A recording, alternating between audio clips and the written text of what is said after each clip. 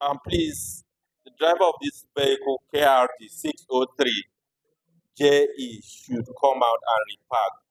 KRD 603 JE, please, your attention is needed outside. Thank you.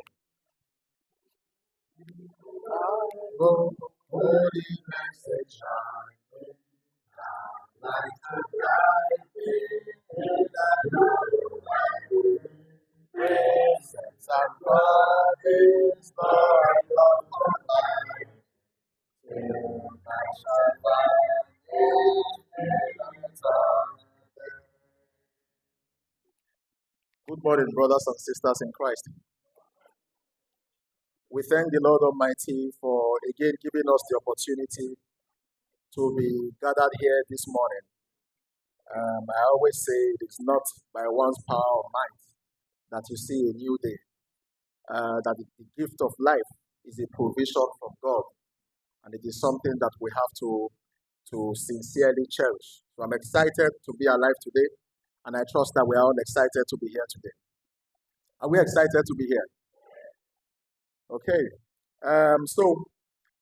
Interestingly, the topic that we have today is the impact of technology and media, mass and social, in our homes.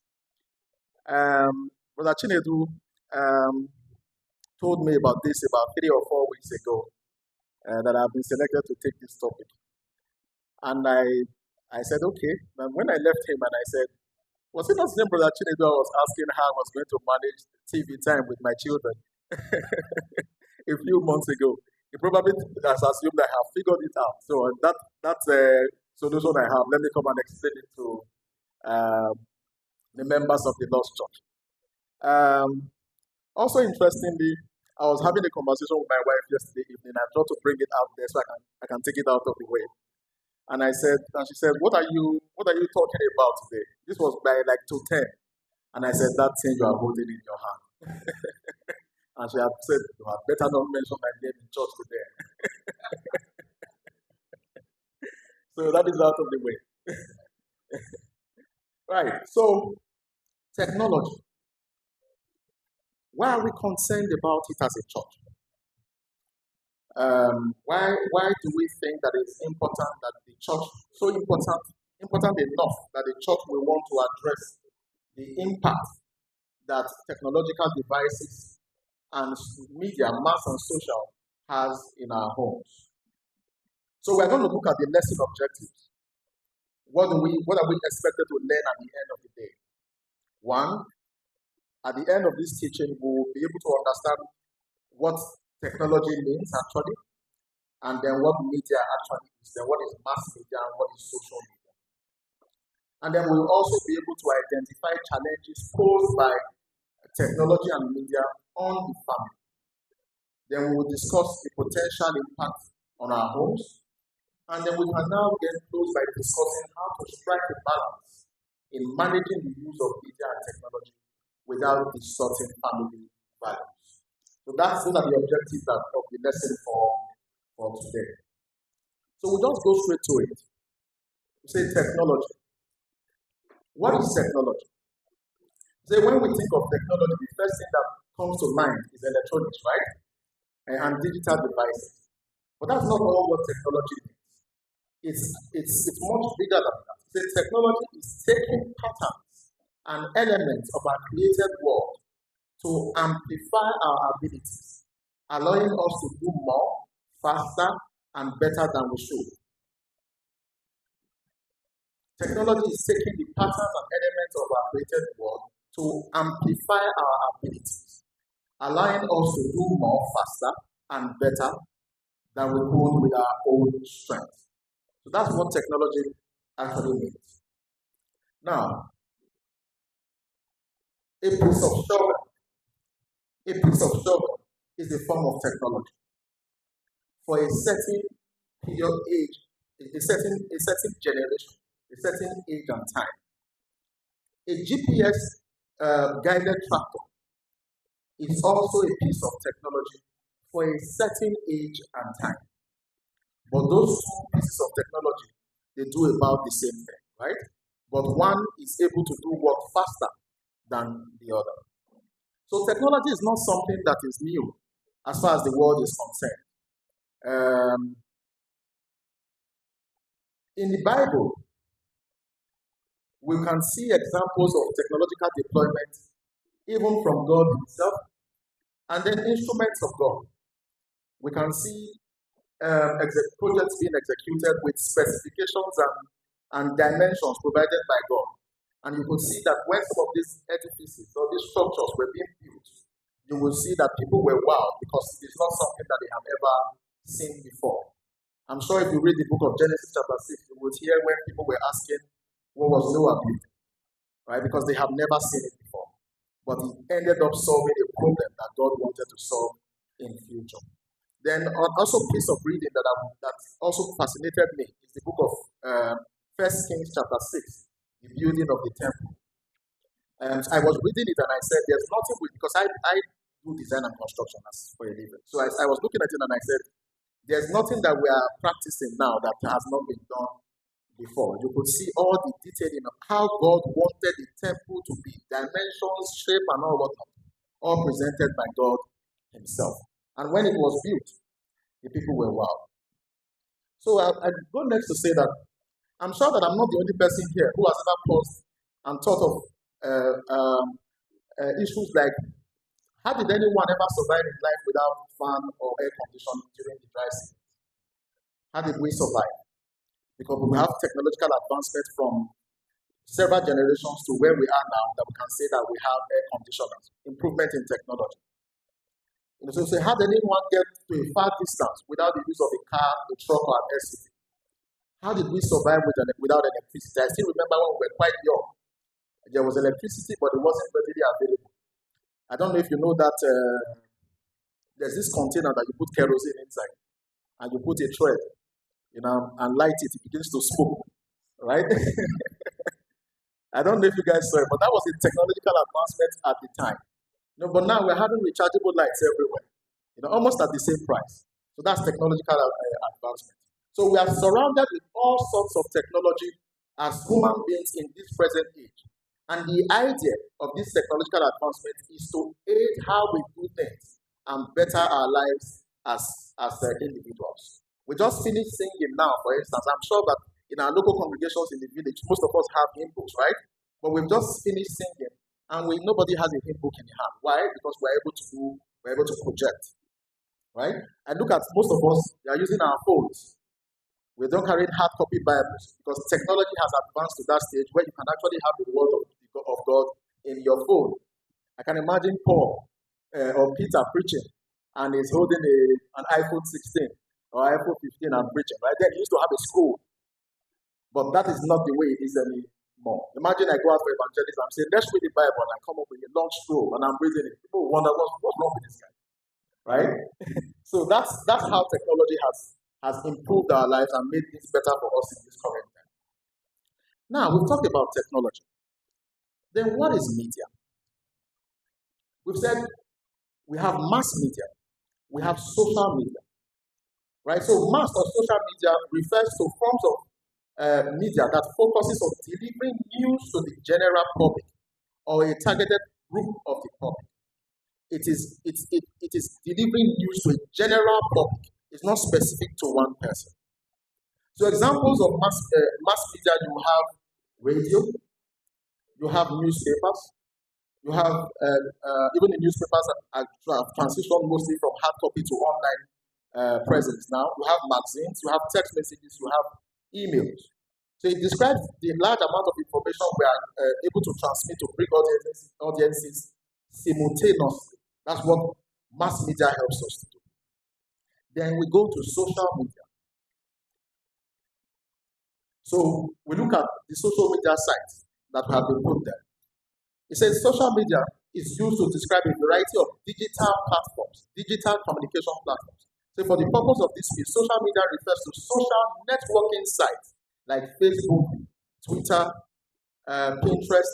Just out of curiosity, what social media site is this? See, like, I intentionally did not write anything there. I wanted to see if we would know it. So that's how involved we are at this day and time. So we have WhatsApp, we have TikTok, we have LinkedIn, we have Pinterest, we have Snapchat, as you guys have already mentioned. So these are digital collaboration platforms that we now use today.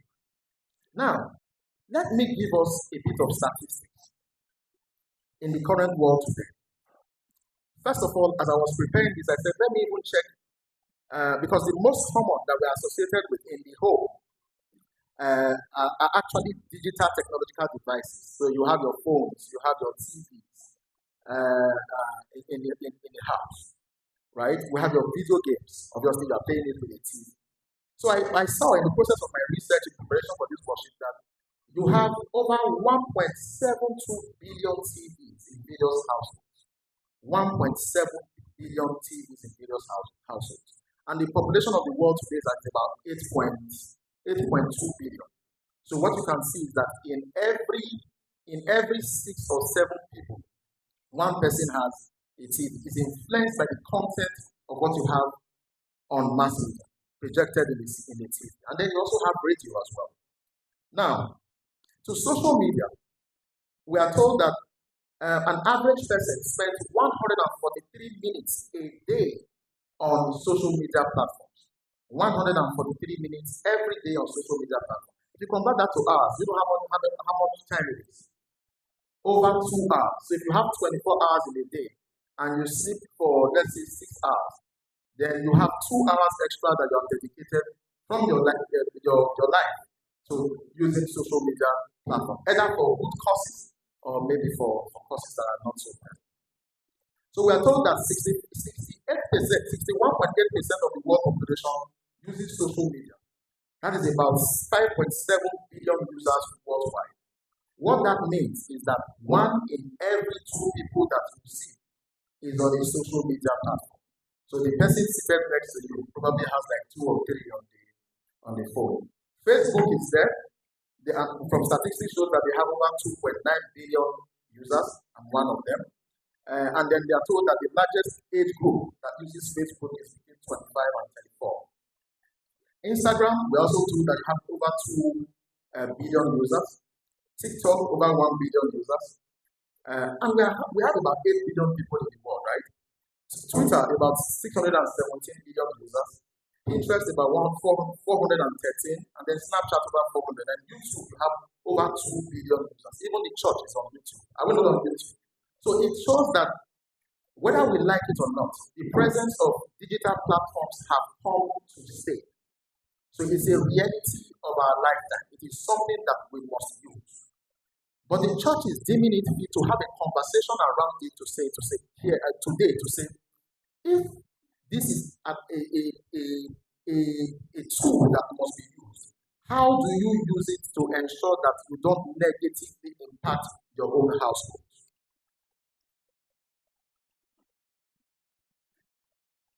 So, we've talked more on technology. Said it truly does come down to how we use it. As we said, that technology is neither a good thing or a bad thing. It's not absolutely good. It's not absolutely bad. It all depends on how we use it. I mentioned earlier the Ark of God, as Noah was asked to build. It was for a good thing, right? That was a technological advancement at the time. But imagine that after Noah, God had given Noah an instruction on the dimensions and then the exact number of species that he will put in that boat. Then Noah begins to look and say, okay, me and my family, what of that my friend that is so, let me just add it. Would it not have deviated from what God intended that boat to be for? So the technology is there, but the utilization of that technology was also important. And you can see Noah's obedience in ensuring that things were done right. Even in the temple of God, it's a good place, a good thing for the people of God. But you also see in the book of 2 Kings, chapter 23, where the house of God was being used to house male prostitutes. So it's not today. A good thing used for bad activities. And that's what we are trying to point our attention to. Then we talked about social media. You said social media has become ubiquitous, means it is everywhere. Millions of people worldwide use these platforms daily to connect with friends, share experiences, and consume information. Social media has also gone to transform how we communicate. I was telling a colleague of mine on my way back from work a few weeks ago now, and I said, it's exciting how things have transitioned. Before, if it's my birthday, in the morning, because I have a few friends, in the morning I will start getting text messages, phone calls. People will wake me up and say, I want to be the first person to call you. Then on this particular birthday, I didn't get any call. Just a few, in the morning, no call, but later in the day, just a few calls. No, what's going on? Have people forgotten me? Right? Then there's WhatsApp updates has always been there, but I never go there. Not used to till recent time. Then I said, okay, let me even go to WhatsApp. And I started to see my pictures. Happy birthday, boss. Happy birthday, this. Happy birthday. I'm wishing you money. I'm like, oh, really? This is how they wish people happy birthday now, right? They don't even tell you. They just go somewhere and post you, and that's it. So if you're not used to the transition in communication now, you will be left behind. The reality now, I'm telling you, on your birthday, nobody calls you anymore. They just pick your picture, post it, and then they have wished you happy birthday. So that's transition as far as a mode of communication is concerned. So I'm saying as social media plays such a significant role in our life, it is vital to examine its effect, particularly on Christian hopes, as the values and messages portrayed on this mass and social media can greatly influence family dynamics, spiritual growth, and your personal well-being. So the objective today will be to equip ourselves with enough information to navigate the digital landscape thoughtfully, ensuring that our engagement aligns with our faith and strengthens our relationship with God and other people. I want to believe that is what is most important to us. Our relationship with our family, our relationship with God, irrespective of the technology that we have in our hands. Everything that we have in our hands that we use should ultimately bring to be things that will bring glory and honor to God and also bring glory and honor to our own households. So, we've talked about technology, we've talked about social media. It's needless to say that there are benefits of using social media, and then there are also the downsides or the negative impact of using social media. So, let me first start by talking about the benefits of social media and technology. We said enhanced communication. Now, before now, if I travel for work, what I could do is only call, right? Call my wife, give them the phone to talk to the children, and it's kind of suited, especially when you're traveling for a week. It means that you're not so far away from your family. But these days you can do video calls, right? So you can communicate with your family as if you are there real time. In my own case, for instance, you can have camera in the house. You can see everywhere of your house that is not private. So you can, because of technological advancements, you can have access to anywhere you want. So, and that for me, that's a good thing. Then educational resources, access to research materials. Children are able to know more. Some of the I was looking at my child one day and I told them to go. They asked, we were having a conversation and I said, okay, go and research it yourself. And then they went. And then I said, go and do a PowerPoint presentation and then come and present to me. And then they did a fantastic presentation, putting animations. I'm like, when I was your age, I wasn't close to this. I still can't do what they have done. But because of access to educational information materials online, people can learn a whole lot faster. So it's a good thing. Then convenience and efficiency is also there. Entertainment options is also there. Because all work, no play. It's not a good thing. Health and wellness. We're able to get enough information now to be able to keep ourselves healthy.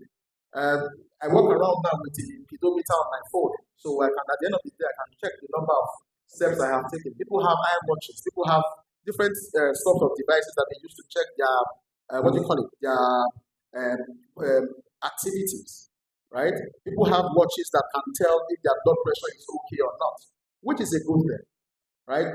Then technology as well has helped us to be able to do remote working. And then support network is also there. We have a WhatsApp group for the church where people can communicate freely. There's a problem.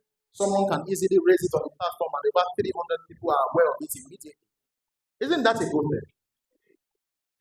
Okay, so But let me also say that if that is the reason why, if we were just to deliberate on the good benefits of social media, the church will not schedule a teaching on on social media and the impact of the home. Obviously not. That we can learn from outside the church. We can tell without the church saying it that it is not about the benefits of social media that concerns the church, reason for which this topic has been scheduled. It is because of the negative impact that social media is beginning to have on the human being, on the father, on the mother, on the children, on the entire household. So we are going to focus on the negative impact of technology and social media on our homes. So first, I would like to say exposure to inappropriate content and negative influences. Is that possible on social media? Exposure to inappropriate content and negative influences. I'd like to start with the exposure of our children, because most of us parents are copying. Psalm 127, from verse 3 to 5. So let me first of all understand what our children are to us. It says that children are what? A what? A heritage from God. So children are a heritage from God. What do we do with them? Are we not supposed to protect them by all means? Are we not supposed to cherish them? We are supposed to do so. Sometimes, in our attempt to want to protect our children, in an attempt to want to cherish them, in an attempt to want to show the children that what I suffered, my child will not suffer it. I want my child to have what I did not have. We bring weapons of mass destruction and we put it in their hands. And we give them and say, we give them because we do what? Because we love them. That is what most of us parents do. So I ask a question. What age do you think is appropriate for a child that is not an adult yet to have a mobile phone? At what age do you think is appropriate for a child to have a smartphone and have uncontrolled access to the internet? You said what? 16 years. Any other opinion? 18. Bros, you're not orthodox man. 18. Okay. So we all have an opinion, but we all agree that it has to be controlled, right? Okay. So let me now say that it is astonishing how quick a child with a phone in their hand can access pornographic content. With just 2 clicks away, they can be exposed to the most vile graphic images and videos unimaginable. The average age of a child's first exposure to pornography is 11 years old. And it says children under the age of 10 now account for 22% of consumption of this kind of material under 18 years. Did we hear that? That with just 2 clicks, you can access a porn site. Sometimes I used to be afraid. If you open your computer and you've ever visited, there's this site that we used to watch movies, o2tvseries.com. If you have ever visited that site, I don't know what is downloaded on your computer. Sometimes you just get up, put your Google Chrome or whatever, then you start to see pop-ups. I don't know if you've seen it. You just have to see pop-ups. They are not nice things that come up. If someone that does not know you come out, they say, see, brother, what do you do? Do you understand? Uninvited. See, we learned that you have to actually you can actually block notifications. You can actually block pop-ups. But we didn't know that before. Right? But once you have given that to your child, and you have a male child who is becoming hormonal, is 12, is 13, and you give the child a phone that has internet, and such a picture comes up, what do you think he will do? But you love your child. Was the intention to expose your children to pornography at the age of 13 or 12? All right. So what we are saying now is that if your child is in secondary school and you are not really paying attention to this, especially the male children, you are already behind. Because statistics have already shown it that exposure to pornographic content, a lot of children under the age of 11 are already watching porn movies. You did not buy the tape, you did not put it for them, but you gave your child a smartphone and you did not control what can be on that phone. So we are saying that allowing your kids to have unfiltered, unsupervised access to technology and social media means that you are giving the gates of their heart and lives to Satan. It means you are giving him permission to come into your property and do a home invasion so that he can kill, steal, and destroy. Because that's what a thief does when he gains access to your home. Are we together? So when you give your child and say, oh, my child came from school, I think about 2 weeks ago, 3 weeks ago, and she said, Daddy, my friends have a phone. I don't have a phone. If you see the way my head changed. I said, is that what I sent you to that school? She ran away. Never to be mentioned. Of course, we called to correct it later. But that's not why you went to school. Right? But the thing is, this day and age, we as parents are beginning to use our children as a means to show off, right? A means to show off. You know, my child, I got my child is an iPhone 12. Then you can start to show your friends that your child is using an iPhone 12, right? Because you saw that your neighbor, and we'll get to the impact of influence from an envy, copying other people. How it also affects us. Because you saw that somebody has given a child a phone, you think it's okay without you doing your due diligence, without you knowing your own child, to know if your child is matured enough to be able to manage such an information.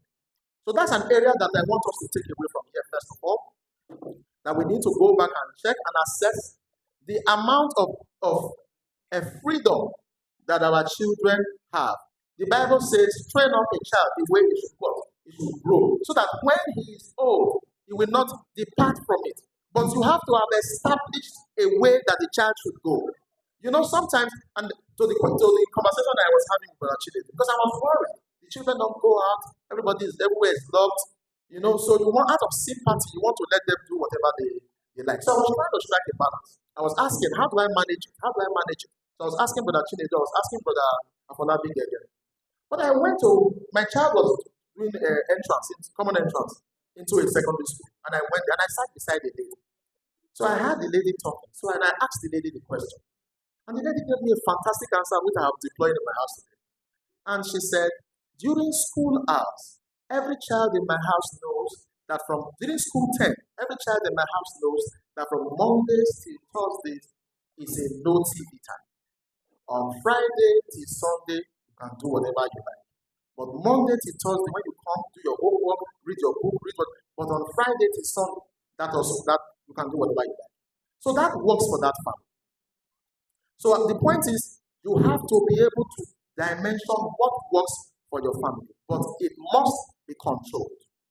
A child is not doing so well. You say, but I love my child and I have a lot of money. And you buy a video game and you put a PlayStation 4, PlayStation 5, and put it for the boy. And he's playing video games and he's scoring 45 in maths and scoring 40 in quantitative reasoning. But he has a PlayStation 5 and an iPhone 15. What time does he have to read? Are you helping that? Are you enabling that child to be better? You are destroying the child's life. Are we? So we have to go back and watch it so that we are careful and not allow what seems to be the norm to be absorbed in our homes, and then we use it to destroy our own homes. That's for the children. But I think for adults, we are all fine, right? We have no issues with social media. Adults, we are controllers now, we are generals of our own home. I don't know if you've heard people say, leave me alone, I'm an adult, I can do whatever I like. I didn't call anybody's name, right? So that is on the part of adults. Now, because of the freedom that we have as adults, We think we can do whatever we like. We even hear the slogan, whatever makes me what? Happy. Even the things that will kill you, but whatever makes me happy. You now start to hear slogans. Women, I'm sorry, it's your turn today. You say, you hear women say, talking, oh, men are scum, men are scum. Have you heard that? Where did they hear it from? Where did they hear it from? Because this woman has a husband in the house that is toiling day and night trying to put food on the table. But the woman has checked one WhatsApp status and has seen men and scum. And the man has suddenly, maybe within that period, done something that is not so good. She has taken a phrase from the internet. And she's using it to address the husband. And you want your husband to come back to come and love you after that. You're joking. So we have to mind the information we gather.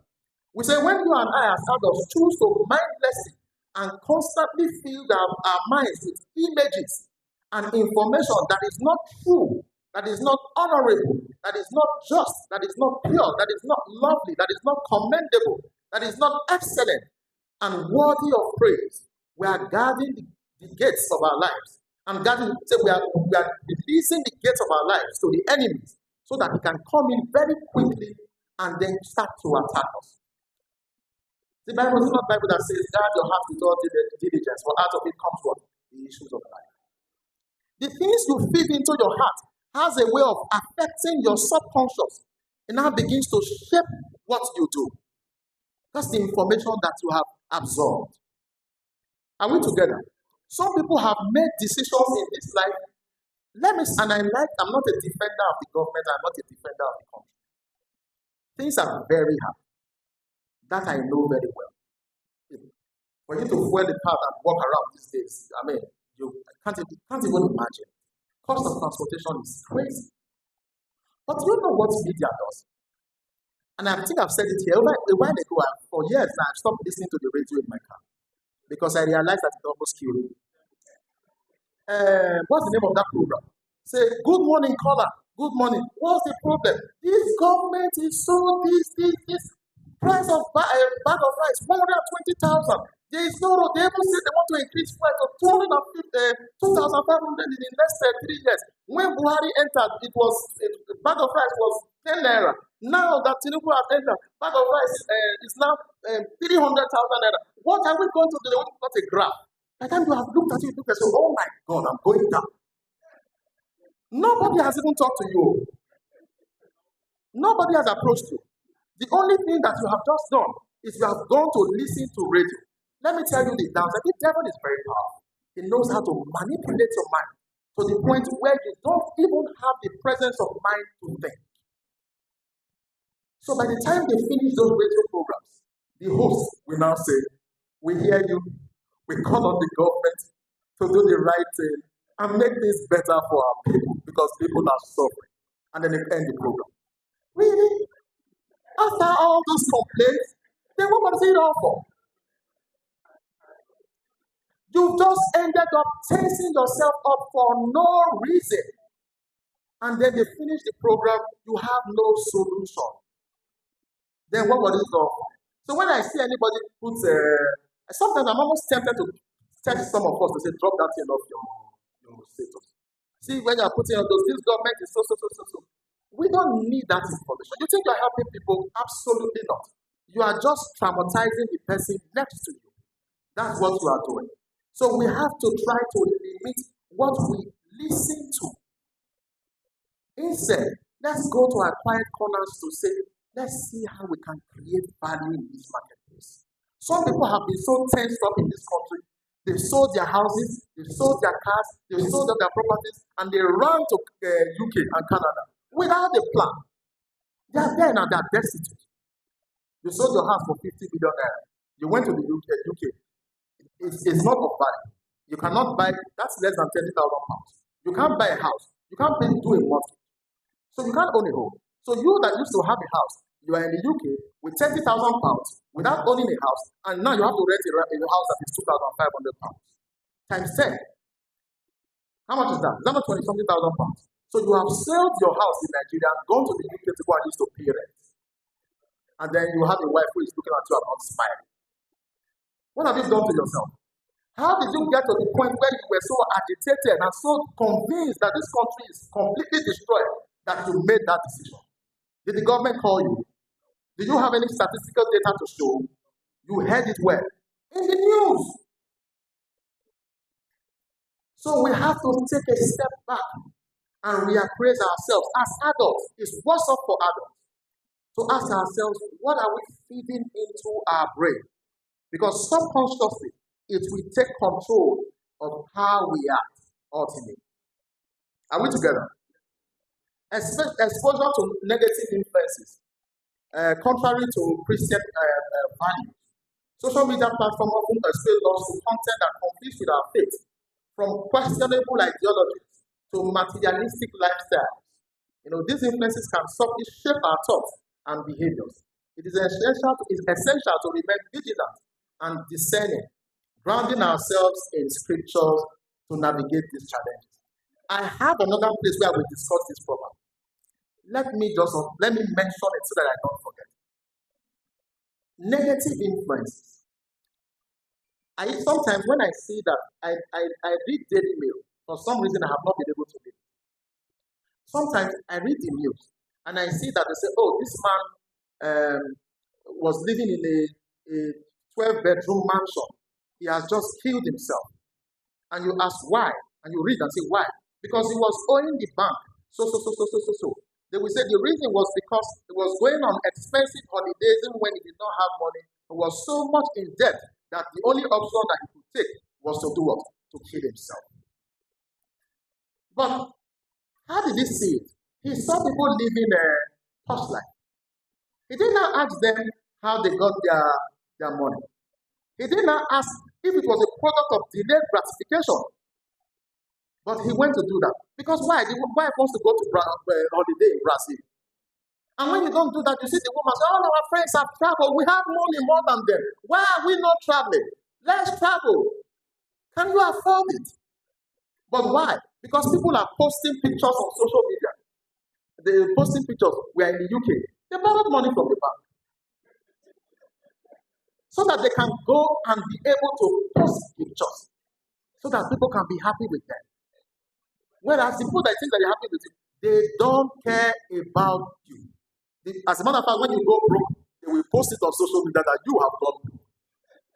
Those are the people that you do things to influence. So we must guard ourselves against the negative influences that we have on social media. Cyberbullying and toxic interactions is also something that is prevalent on social media. Sometimes you see individuals consistently attacked.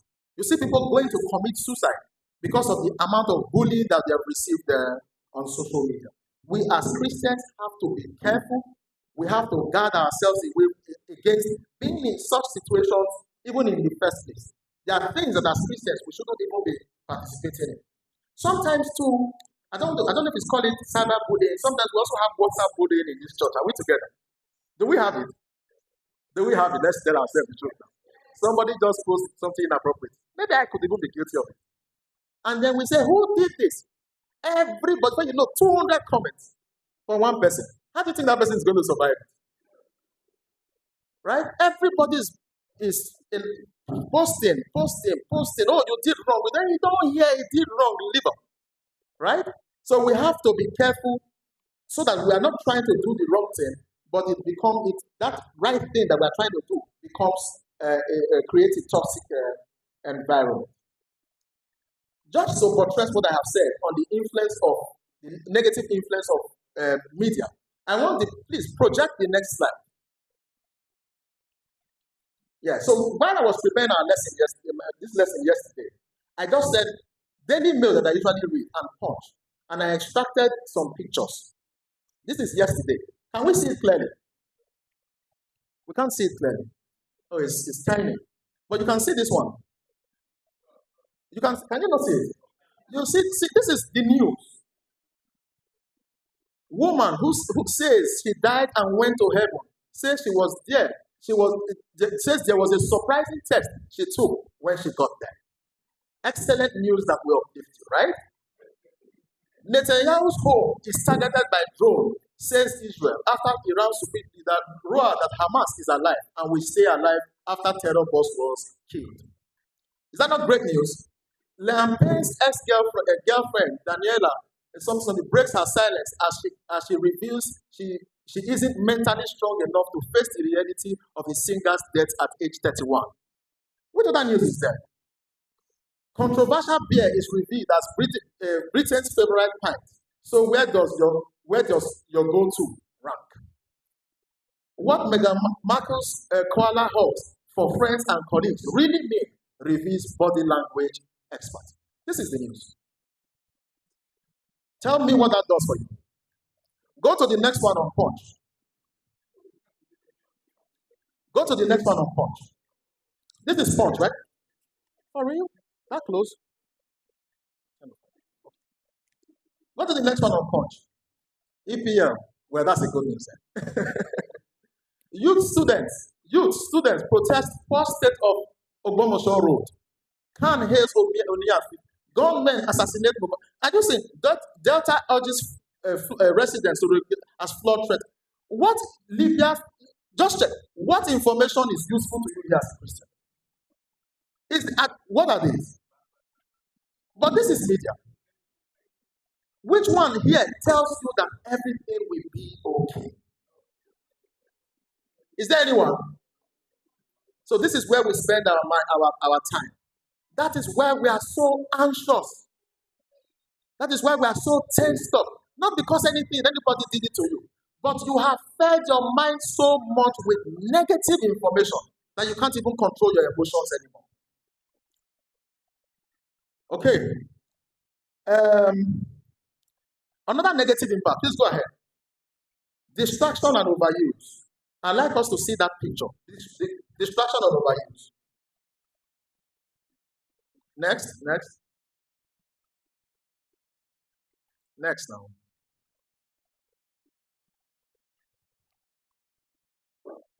Aha.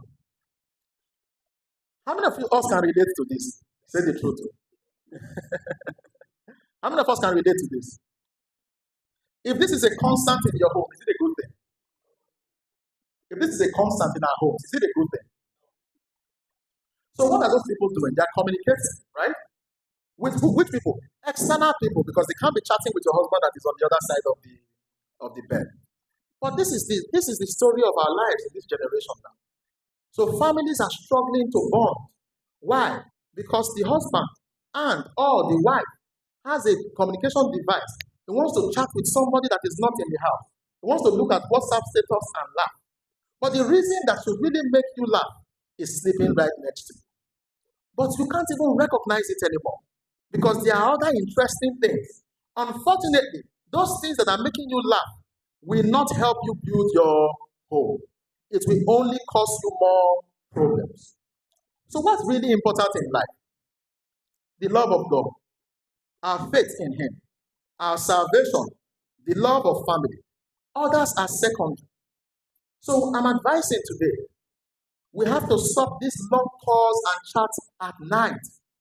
The husband goes to work, comes back. The wife goes to work and comes back. There are a lot of issues in the house.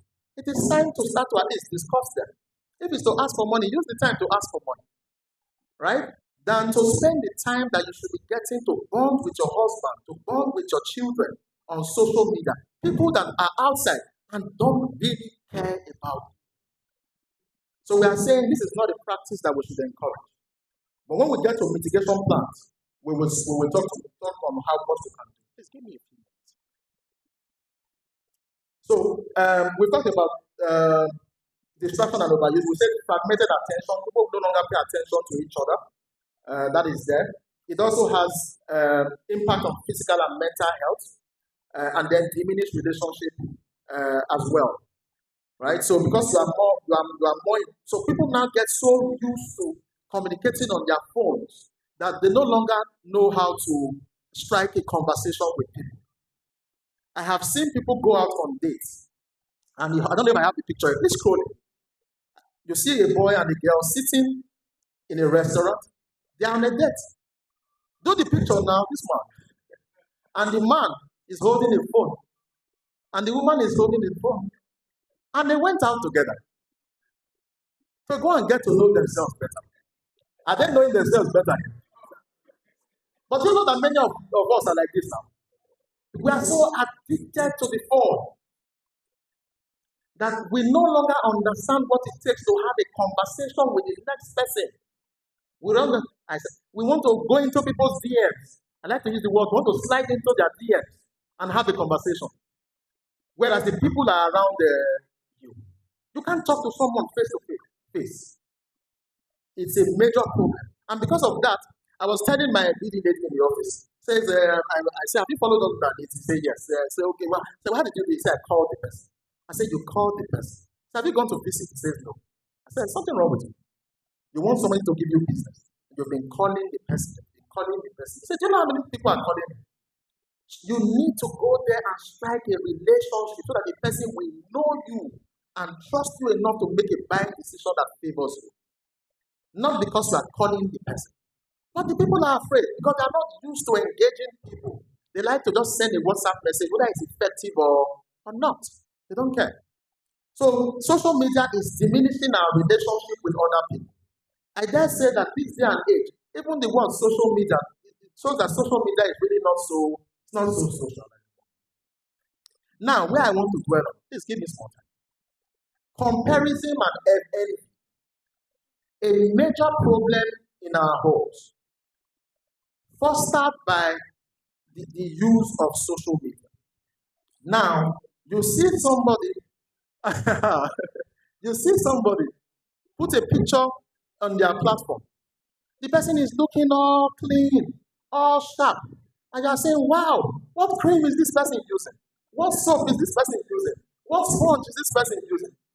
Before you know it, even the things you cannot even afford, you are going to go and buy all the chemicals and use it to rub your body. You don't just know that the person does take filter. And this person now looks like this. That is what we get. You are comparing people you truly not know. People are out there looking at the social media posts of families. Right? You see somebody posting pictures of their sitting room, posting pictures of their kitchen.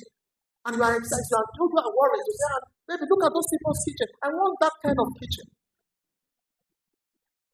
And you begin to create problems in the house. Your husband can't afford it. But there's a picture of your friend's kitchen that you also now want to have. Maybe that kitchen modification was done after the man confessed that he has given or 3 other women pregnancy. And that is the compensation for it. But you have a husband that is loyal. But that is not enough. You want to have what the other lady has. You even hear some women say, those people are living a soft life. Really? Have you gone to their homes? When you go there and find out, you understand what a soft life really means. So don't envy people. I have someone, I will not mention it. He bought a G-Wagon, 200 million naira. Everybody was pursuing him. That same person owes the bank over 9 billion. But you see him drive the G-Wagon around. You are hailing, hey! He owes the bank. We go to meetings. And I wonder how he went to pay. But he's driving a G-Wagon. And he's taking his family abroad. And the man maybe cannot sleep at night when he comes back. And you are copying the person because you saw them post WhatsApp status. Is that a good thing to do? So, stop all this pressure on let's go on holidays our friends are going. When your family can afford it, you will go. When your family cannot afford it, put yourself in the car, go to Mega Chicken. It's also a good place to go. Right? Yeah. Don't go and take a loan to go abroad just because you want people to be able to clap for you and say, it's not in London, it's in London, it's in London. My younger brother used to tell me, say, forget all those pictures that some people have posted there. There are some way there, but they just go to one, they just wear one booty, wear one soft cap, just one, say one page, just take picture, post it. Say, how Canada, now you can say everywhere is soft. The guy doesn't sleep, he's working 18 hours after 24. You are doing better, but you are envying him. Because he posted a picture that looks nice on the internet. And you are driving your family nuts because you want to go and take those pictures. I've talked about people finding themselves in strange countries. Now, the impact on self-esteem and family dynamics. The constant comparison can erode your self-esteem and create tension with families. When we compare ourselves to others, we will overlook our own blessings and unique journeys. So it is vital to foster a sense of gratitude and contentment within our homes, focusing on our relationships rather than external validation. Did we hear that? Focus on your home. Some people now, some of us, once you buy a hair of, sorry, I'm picking on this, I'm sorry. Once you buy a hair of 120,000, and your friend just comes that you guys are doing a activity together, just put another one of 300,000. You just hate your own. You no longer like your own, right? And so with other things. You need to learn to appreciate yourself. Appreciate where you are. You have everybody. All these fingers are not what? They're not equal. Everybody has their own journey. Enjoy your life journey.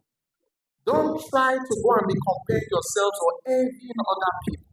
Otherwise, you will constantly remain an ungrateful person because you will be insatiable. Because once they give you what you have asked for and your friend buys something else, the one that they are just giving you is now useless. Who can satisfy you? How long do you think your spouse will be able to cope with it? Do you think it's possible for the man or a woman to be living with a spouse that is insatiable?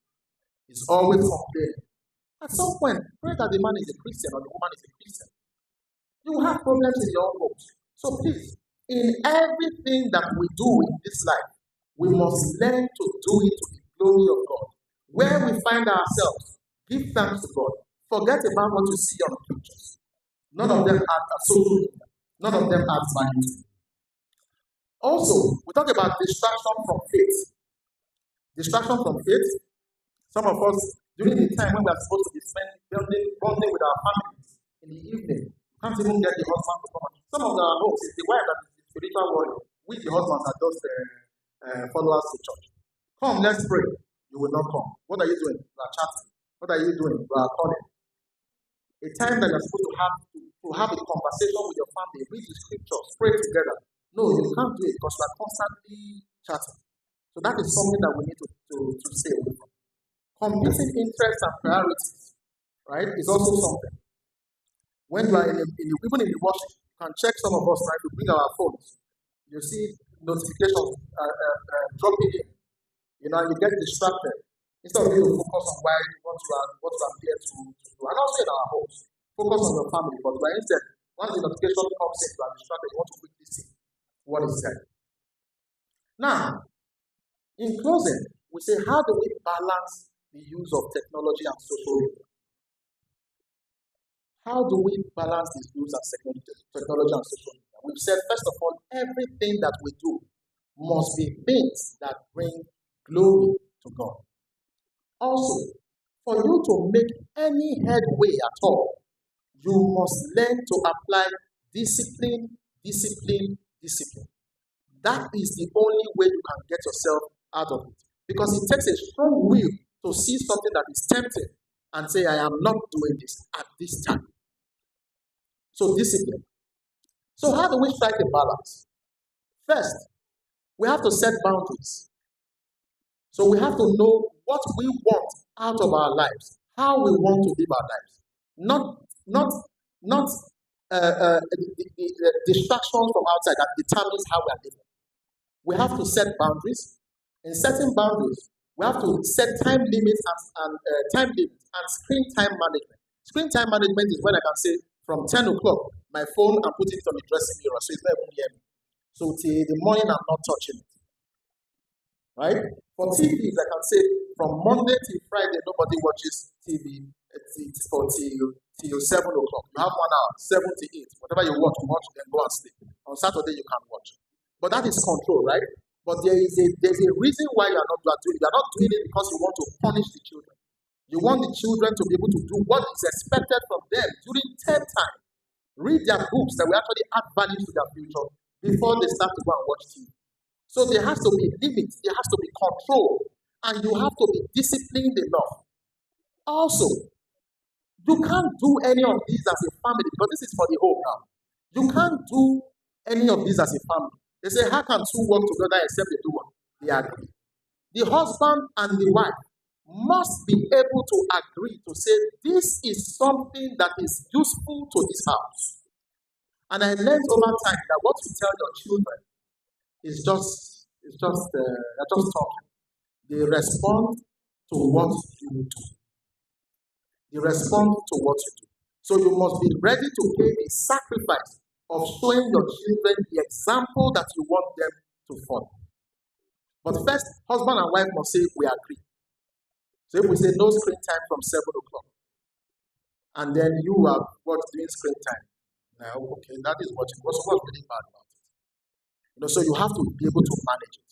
If we say social media is rotting our minds, and then you are always on status, and the children are saying, but you are always watching. Then why are you telling us it's not good? If it's not good, then why are you watching it? Especially when the children are growing. So they pick from what you do, not just what you say.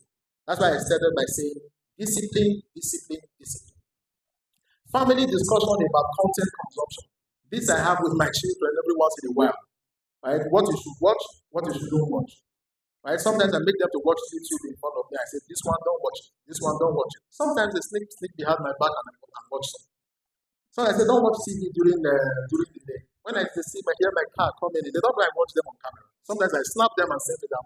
Tell them I'm seeing them from where I am. And you see them start to run. Or when they hear my car, they are running. But at least there's a sense, first of all, that this is unacceptable in this house. So conversation around what should be watched, what should not be watched on media, whether it's TV or on internet, is something that should be held.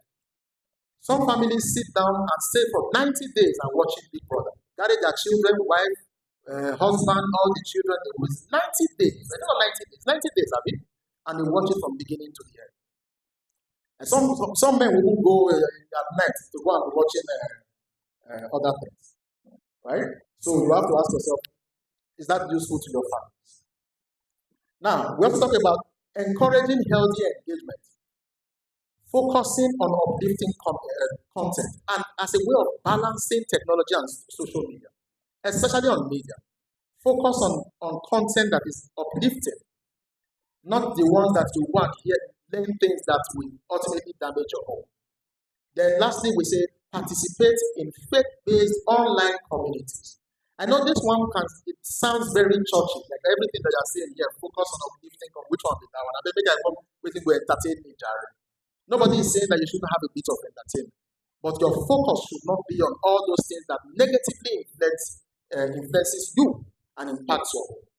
So in conclusion, we say that in 2024, it can be nearly impossible, if not actually impossible, to live a life without usage of some form of technology or media.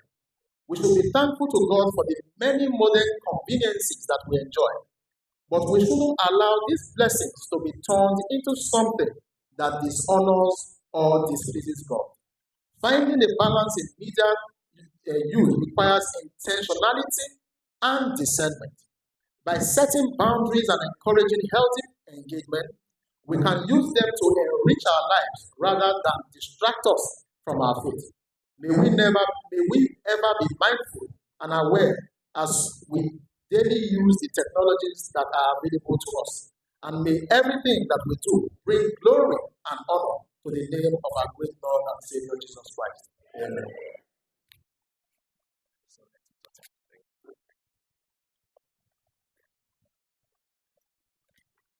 Beloved in Christ, we want to thank God so much for that wonderful session that we've had. And as a church, we say to our brother, thank you so much.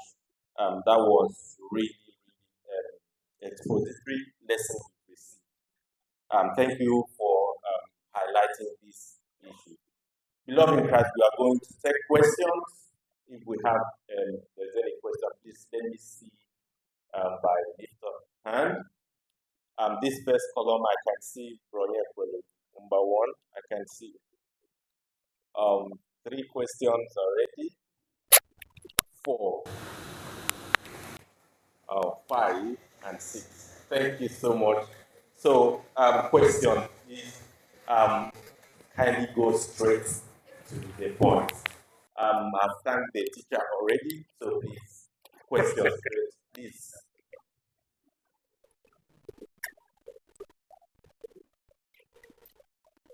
Go ahead. It's not on. Yeah, okay. Right, I know you are talking to me. It's okay. Thank you so much, teacher, for. I want to make sure the teacher is listening first of all. Thank you so much for the beautiful lesson. Very, very impactful. Um, I have a question. I don't know if there's an answer to it, but you are the teacher, so you manage. It's focusing on the kids, actually, right? They use the term digital native. What it means that, like you now, we are native from a village, Eboma, but we are saying that these kids are actually natives of technology because they were born into it. They were born into it, and then that's actually their work. That's how they are going to compete with their peers. That's how they are going to be judged. That's how they're going to be examined. Everything. So recognizing this, that the fact that for your kids to actually be out there, exposure to technology, use of technology is not optional, right? How do we ensure we don't get restrictive overly along the line and denying them the opportunity of actually keeping up the pace of development and being able to measure among their peers? That's the first point. The second point is still on the kids because it's something I'm really worried about. In my house, my kids have tablets. Nobody uses tablets. It's a non-fact. Between Monday until Friday evening, so their tablets are in my room for those days. But almost every day when they come back from school, somebody will tell me, I have this homework, and I will need my tablets to make this reference and all of that. Naturally, I will be, no problem. Why are you telling me that I'm very busy with my meeting?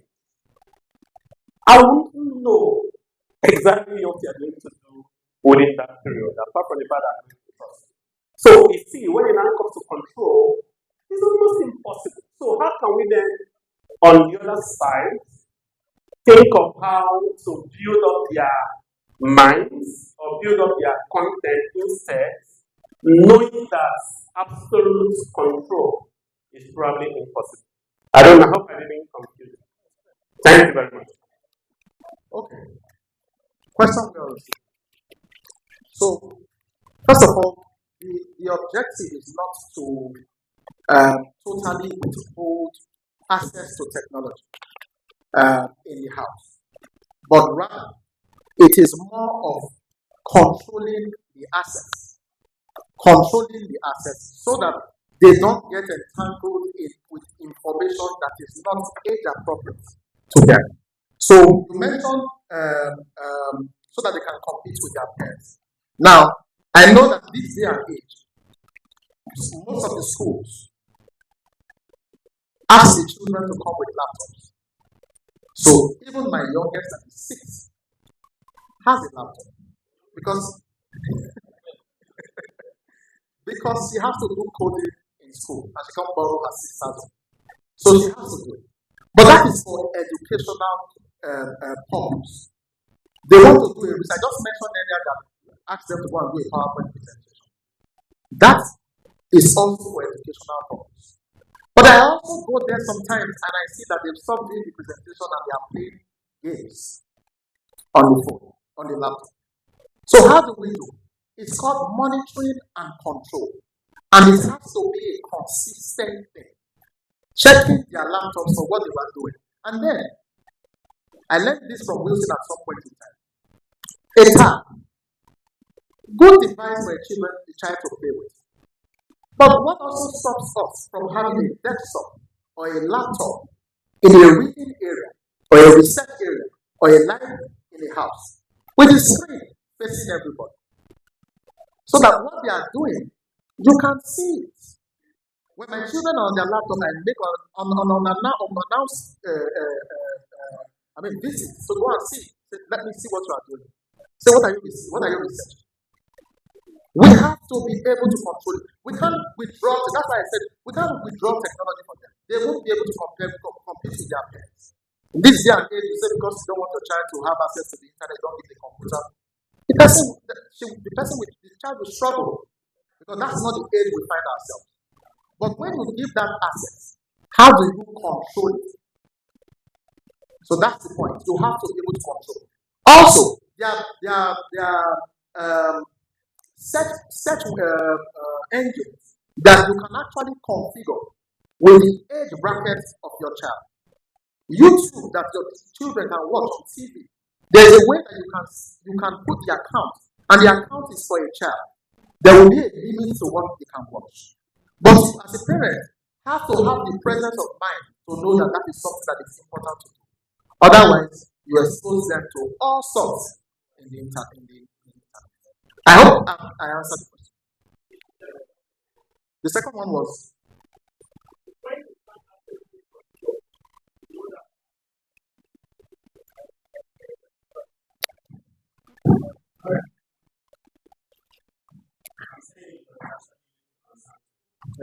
knowing that you cannot absolutely control. Because when you're home, so why you have to fight, how would you rather build up that peace? How do you build up this peace? So have enough what morality. So have enough confidence in them. Please let's not deceive ourselves. In my assessment, I don't know how old I was. I was in school. I already have friends at that age. We didn't have tablets and all of that. Then we go to protest. I'm coming back to the school and talk about it. So whether you think or not, you will see that the one of the people out there that you can't control what your kids get exposed to. So how would you rather build them up to know whose sons and daughters they are?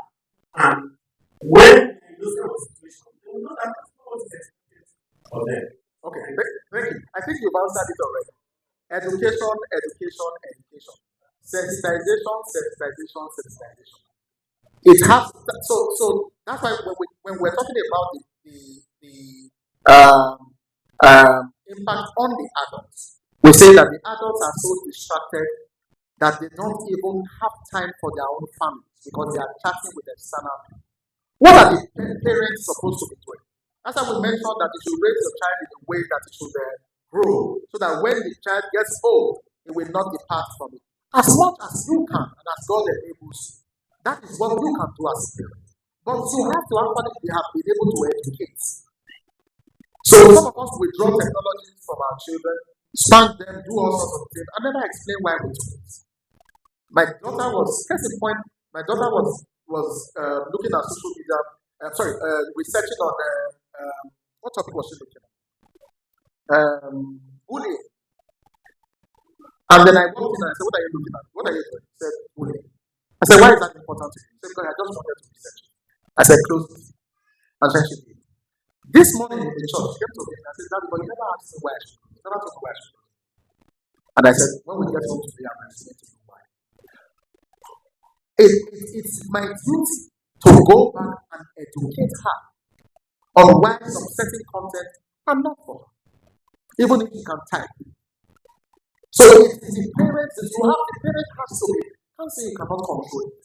Otherwise, you give the child to the devil straight away. You have to be able to make time to attend to the children. That's why I say children are inherited from God, they are a gift to you. Your attention should be there. And I said it before. And this is something that is also a problem for households. Sorry, I'm taking time to stress this. You see, they say when the father and the mother are in the house, and they say, "Oh, don't worry, when daddy comes, when your father comes, I will tell everybody." What are you talking about? You are the mother. You are a parent. So it's not the duty of a man, it's the duty of the parents to be able to raise godly children. Not the monstrous man that always comes to shout or try to this, while the mother is the one that is always smiling and giving them popcorn. right? You have to give them something that actually impacts their lives. And that is the discipline, that is the monitoring, that is the control, that is the education that has to come from parents. If we mix it, then you are opening the gate to Satan to tackle. Thank you very much. Brother Son of Koye. Please, if your question has been answered already, please just feel free to let us know. Brother Emmanuel, I really appreciate your words.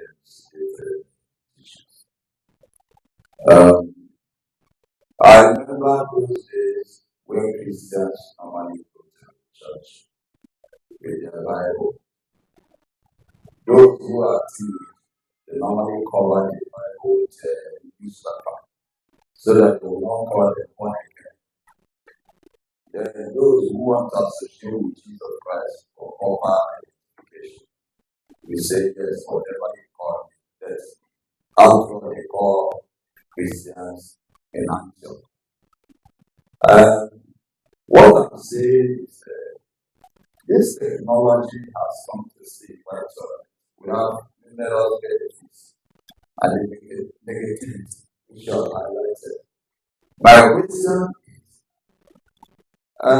is it good for us in church, in Christendom, where we have to jettison our Bible because it is already encoded in technology? They will not come to church with Bible. This Bible I'm holding. That's number one. I find cogent reason why maybe a leader because of this efficiency feel that it will be fast. There's no problem there. But what I'm saying is it good in Christendom, especially church of Christ, where we know where we're going. And many brethren are not coming with their Bible. That's number one. Number two, sir, please. There was a time I was privileged to be an usher. And when we went downstairs for common prayer, preacher informed us, please, when you are about to usher, I beg, be mindful of those chatting with their phones. You know, the kind of person I am, I must raise issue. That was it. I told preacher the difficulty we are having.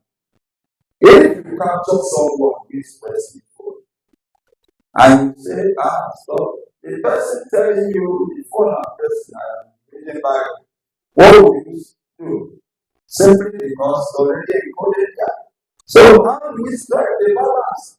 Where you see somebody chatting another thing. I remember when the brother posted something that somebody was chatting. Irrelevant things. And somebody asked, what did you do? They started the question. Thank you so much. Thank you. All right. Please, the brother at the rear.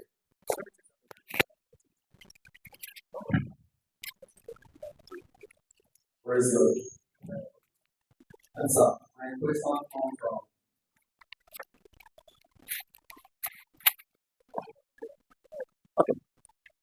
I'm listening. if a wife is materialistic or a husband not materialistic, how do you balance the two at the detriment of jeopardizing their investments? Okay.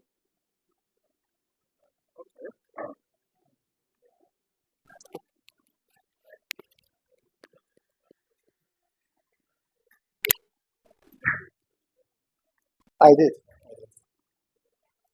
My brother, you see my hair is still very black. Don't turn it white today. But we thank God. So first of all, let me address Brother Anuge's Sonny's question. Your question, first of all, the first one was on hard copy Bible versus digital. That's why we started by saying technology is neither good or bad. It is how you are using it. Now, if you check now, back in the days, for me to say I'm teaching in a church, I would have written it with my hand, right? prepare my lesson notes, and maybe type it and print. Then I will start to read it from the paper. If I go home, I still have some lectures from my old time my home congregation preacher printed. But see this day, we are projecting. We don't need to do that. I don't even need to print it. I'm using my computer now. I'm bringing computer to the front of the church. If there's a crime, that should be the highest one. Do you understand? So even we, the church, we project the Bible from our computers and we project it on the screen. We don't bring a big board and say this is the hard copy one. Now, it is about the usage and then the individual person. Me, Emmanuel Anuge, you see me, I have my Bible here. I read the Bible on the phone when I'm in transit. But when I'm in the house, I have my teacher's Bible, I have this one that I read. You know why? Because I'm a paper person. And secondly, this phone, when I say I want to spend time focusing on God's work, this phone, my friends are here, my work is here. So the temptation is here. So it is good for me if I were not teaching and I needed to make reference to the internet on the phone, this phone would have been off. For my own good. Because I don't know what if I am able to control myself if a message comes in. So what's the best thing I do for myself? I turn it off. In my own opinion, there is nothing I want to get in this world that God will schedule for between 9 and 12. So that when I'm in church and I'm doing his work, I will miss it. It's not going to happen. So I turn it off. So, but that's me. I can't say it is a bad thing, but you have to dimension what works for you. We see our wives, our husbands in the church here. They said the Bible is on their phone. That's the excuse for bringing it up. But they're responding to messages while worship is going on. So you can ask yourself, if you have driven to come here, is that why you are here? Is that an edifying exercise? Should you be chatting while you're in God's house? So those are the things that you should ask yourself. If you know you can't control yourself, put your phone on flight mode and then use the offline Bible. Don't put on the internet to deceive yourself to see that you just want to, it's your Bible, whereas you are actually going to chat. Right? So again, for the readers of the Bible, I will say for the purpose of optics, if you have a hard copy, you can use it. But I can't stand here and say it's a wrong thing. Because there's no, even we are doing it in front of the church.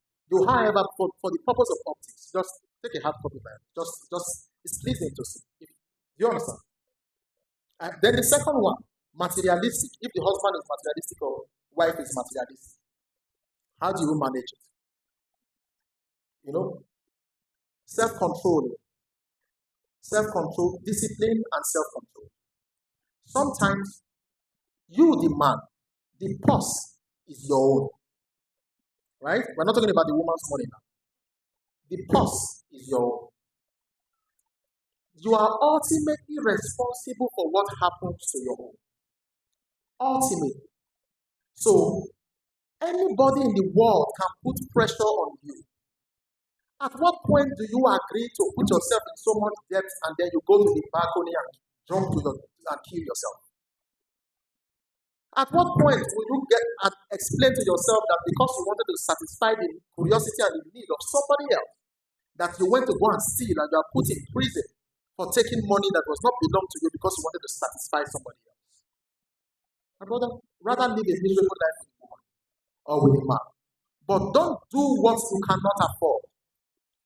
Brother Andrew Sarabo was the one that posted a video by a denominational pastor. Oh, let's go here. If you die out of stress, put yourself in trouble and go to jail, your wife will marry somebody else. So why kill yourself about it?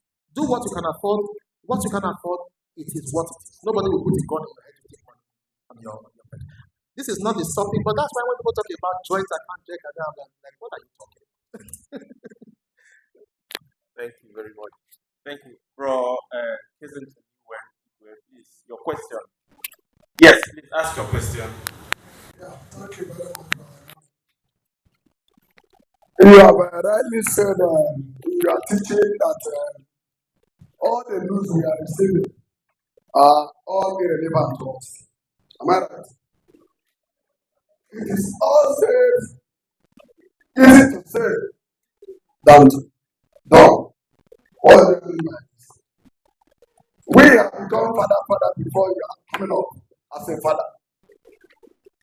Now, your children are growing up to the extent that you talk to them, they will not tell you father. We can only give you the respect like a father, but your own era has expired. We are now in another age. Leave us, we are of social age, leave us to do what we feel that is good for us. In that situation, like a father that you are becoming, what will be your answer? Because we have been father before you are coming up as a father. Thank you. Okay. I'm sure we all heard that I did not say that all news is bad. So that is not what I said. I said don't focus your attention on irrelevant things. And I showed you some. And I said how does it help? If you have news that say third mainland bridge will be closed for 1 month from so date, and I commute on third mainland, is that not a good information for me? Yeah. But did I need to listen to the calling program for somebody to tell me all the problems in the world before I get that news? I didn't. So I'm not saying all news are bad. We're just saying don't dwell on negativity. Is what I have said. Now, children saying that they are of the new age. Let me report my children. A child comes to me and says, Daddy, we are getting older now. I said, yes. I said, we are always doing maths lesson all the time, even on Saturdays. I think we are grown now to put into our maths. Stop the lesson teacher. And I said, is that why you came there? I said, yes, go and get ready. The lesson teacher is coming. Do you understand? An idea of what the child thinks is right. But the reality of what is required for that person is also very clear. In my own office, I get adults to cut if your hair is not well arranged, I get you to cut it. I'm not their father. But we will explain to you that can we take you like this now to the bank to go and borrow money from the bank? Do you look presentable? You look like a tad. You look rough. Nobody will respect you the way you are. You have your nails like Jezebel, all long, you're a man. And you are working in a corporate world. And I say, for you to, the next time you bring a file to my office, make sure that those nails are cut and that you are unique dressed, you are neat, you have a nice haircut. I'm not their father. But the next time they are coming, if they have to come to my office, they will not do it. How much more than father? That is why we say, raise a child the way he should go. Don't lose the discipline of a father on the children. Some parents have lost their discipline on their hold of their children because they feel that they couldn't provide the material needs of the children. And then they let the children to be loose. And now they can't control them. My mom is here. There are some things that she will still tell me to do now. I can't even cough. I have to do it. It's called discipline. So if you are talking to your children and they are saying that they are now a new age, then there should be a conversation to tell them, discuss how the new age and lets them to become disrespectful or useless in society. How does it get there? So you have to know enough as a parent to be able to educate your children. I hope I've answered the question. Okay, thank you so much. Please, sincere apologies. We may not be able to take further questions because of time. I really apologize, and I will also request that these questions will be answered by our brother immediately after this service. Please, it is because of time that we need to end here. Once again, thank you, dear teacher, for that lesson. Thank you for listening and for those that ask questions. And we pray that may God continue to help us that we put this into practice in Jesus' name. I request somebody that is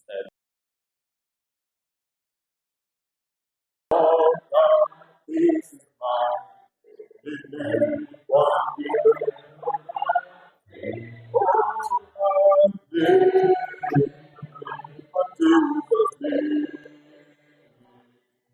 say, I see your throne, more love, oh,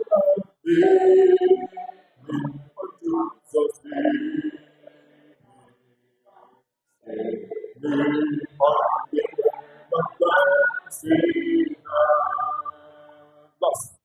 One eye fight to get, one eye can we live, one the see I am blessed be, with my lungs again,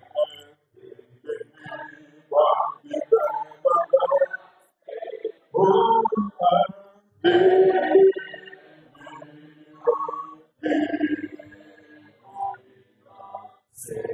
I see your from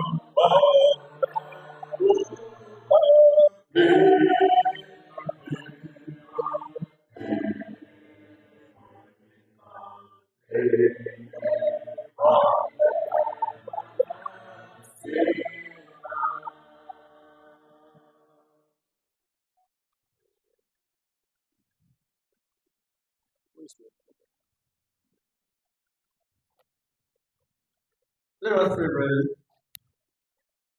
Our most high God in the glory, the ancient of days, the I am that I am, the King of kings and Lord of lords, creator of the entire universe. You are the awesome God. We thank you, Lord, for guiding us together as we meet once again to worship and adore you. We thank you, Father, for the great blessing we receive from one of you, Lord.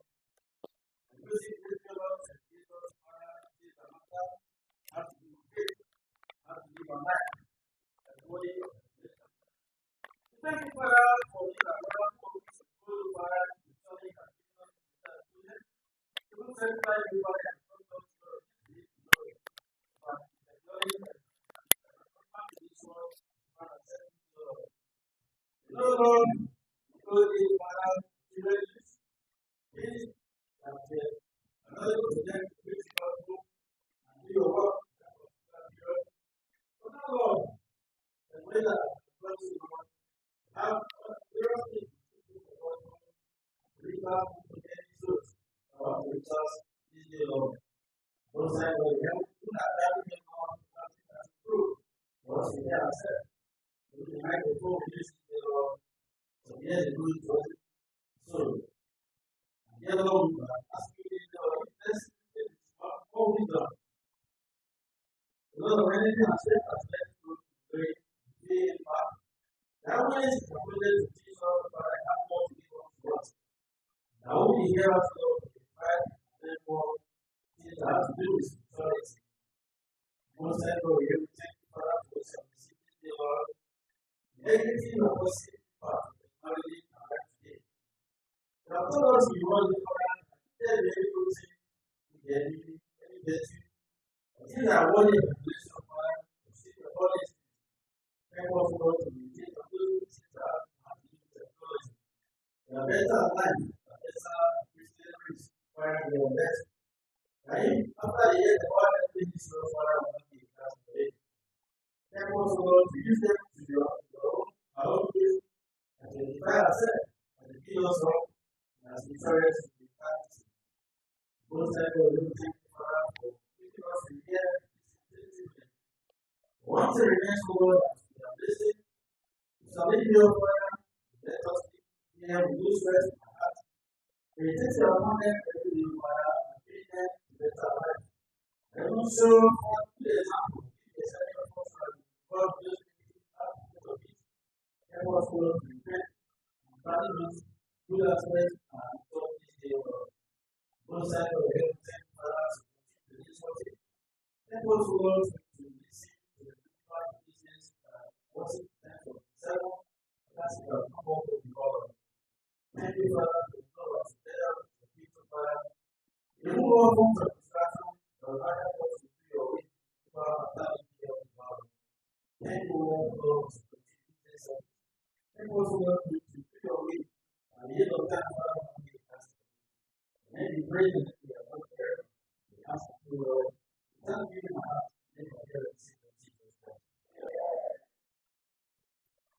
here's an opportunity for us to listen to some